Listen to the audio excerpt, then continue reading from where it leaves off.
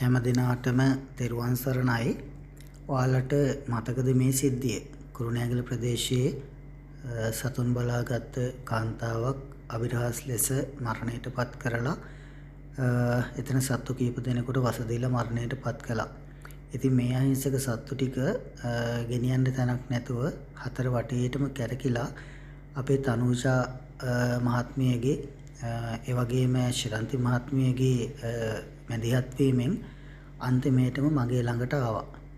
බලන්නකෝ දැන් මේගොල්ලෝ ඉන්න සතුට. ඉතින් ඒගොල්ලන්ගේ වාසනාවකට කොහෙන් හරි කැරකිලා අවසානයේදී මගේ ළඟට එන්න ඒගොල්ලන්ට වාසනාව උදා වුණා. ඉතින් මෙයාලා බොහොම හොඳයි. දහංගලේ නම් වැඩි.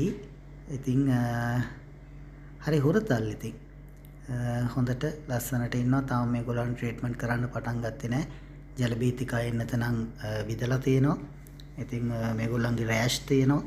ඉතින් ඒ රෑෂ් වලට බෙහෙත් කරන්න ඕනි. කැම් බීම ටික දෙනවා.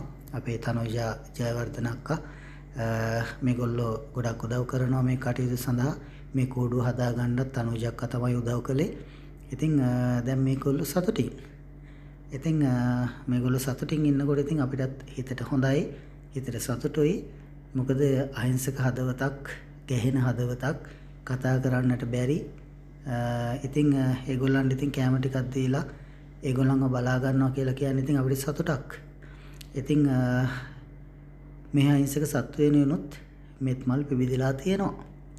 ඉතින් මෙත්මල් පිබිදෙන්නේ කොහෙද කියලා අහපු අයට චුට්ටක් බලන්නකෝ. මෙන්න මේ වගේ තැන්වල තමයි මෙත්මල් පිබිදෙන්නේ. බුදු සරණයි හැමෝටම.